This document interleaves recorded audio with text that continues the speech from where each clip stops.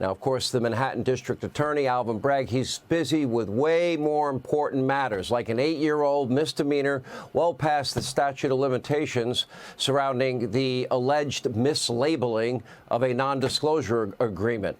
Now, there are people pledging allegiance to Hamas on the streets of New York City and other places around the country. But according to Alvin Bragg, well, possibly mislabeling a business expense from, 8 years ago is way more important, a far more pressing issue. So Donald Trump, he continues to languish in a Manhattan courtroom where anti-Trump prosecutors and an anti-Trump judge pretend to be solemn arbiters of justice when they are not. At the very same time, New York's well-to-do social justice warriors turned Hamas sympathizers, they are wreaking havoc all across the city of New York. Not even the embattled actor Alec Baldwin is safe from their harassment. Take a look. Israel, Zionism. Please say it. One time. Could you do me one quick favor? One time. All right, it's rare. I'll tell you why I am defending Alec Baldwin later in the program, but attempting to coerce a political statement from someone just trying to buy coffee is beyond gross, inappropriate, and we should be better than that as a country. We'll have more coming up. Now, of course, what Alec Baldwin just encountered pales in comparison to what many Jewish students have faced now across New York City and the country. For example, at the Ivy League institution Columbia, they have been run out of town literally for weeks. Hundreds of anti-Israel agitators occupying a central location on Columbia's campus. They're pitching their tents. They're blocking a key passageway. They are disrupting nearby classes and harassing anyone who seemed even remotely pro-Israel. There were signs praising Hamas, praising terrorism, also calls for a global intifada, which is a religious war against the Jewish people. Nearby, masked individuals chanting for more attacks like the terror attack on October the 7th and calling on terrorists to murder and to rape pro-Israel protesters. Now, the school's rabbi urged all Jewish students to leave the area immediately, return home, because that campus is simply not safe for them. Now, a Jewish professor was reportedly banned from the campus to prevent a violent uproar from this, crowd of angry, quote, peaceful protesters.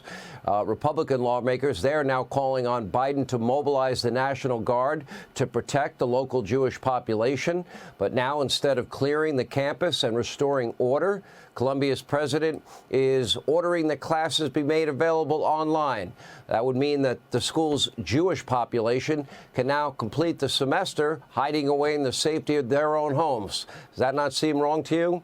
Columbia's president is a gutless coward who now faces numerous calls, rightly so, to resign. But we see the same response from almost every elite school president, and now facing a violent, disruptive protest, terrified by their own radical professors, many tenured, and students. And these schools do nothing in the face of what is raw, repulsive bigotry, hatred, anti-Semitism, leaving their minority Jewish population simply to wither on the vine. Take a look at your screen. This is at an NYU protest where demonstrator alludes to the horrific attack on October the 7th with a sign that reads, take a look right there, resist colonial power by any means necessary. Now, does that include the rape and the murder of the Jewish people? Does that include burning entire families alive? What about abducting kids and babies? What about the beheading of some of those young children and women and men as well? What about a violent revolution against the American Republic? What do you think they mean when they chant death to Israel, death to America? What does that mean to them? And by the way, where's your president? Where's Joe? The one who promised to restore the soul of a nation, the one that cares so much about democracy that he claims is in peril? Well, today he was far away from any of these protests, struggling to walk, struggling to talk, made up stories about his experience as a big rig driver, as per usual, avoiding reporters like the plague. Biden has been nothing himself but gutless. He has been cowardly because he desperately needs support from his violent, in some cases, anti-Semitic base, and Joe doesn't really want to weigh in and pick a side. His own State Department condemned Israel yesterday in a report that likened the world's only Jewish state to the terrorist group Hamas, citing both for human rights violations. Did they forget who the victims of terrorism were here? How is it possible that the leader of the free world has zero in terms of a moral compass? How is it he has been appeasing the #1 state sponsor of terror, Iran, his entire term as president and his 8 years as vice president? The #1 state sponsor of terror. Why won't the president of your country stand firmly against radical Islamic terrorists that have as part of their charter the destruction of Israel? I guess he'll probably get busy restoring the soul of a nation. Oh, I don't know, maybe when his borders actually goes down to the troubled parts of the border. Meanwhile, Donald Trump, who was busy attending another mandated session of the Democratic Party's latest dog and pony show, and of course the weaponization of justice on full display for all to see, he did take time to weigh in. Let's take a look. What's going on at the college level and the colleges, Columbia, NYU and others, is a disgrace, and it's really on Biden. He has the wrong signal, he's got the wrong tone, he's got the wrong words, he doesn't know who he's backing, and it's a mess.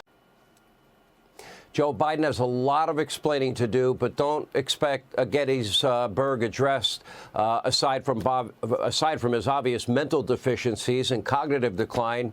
He is not a leader. At best, I'm being charitable.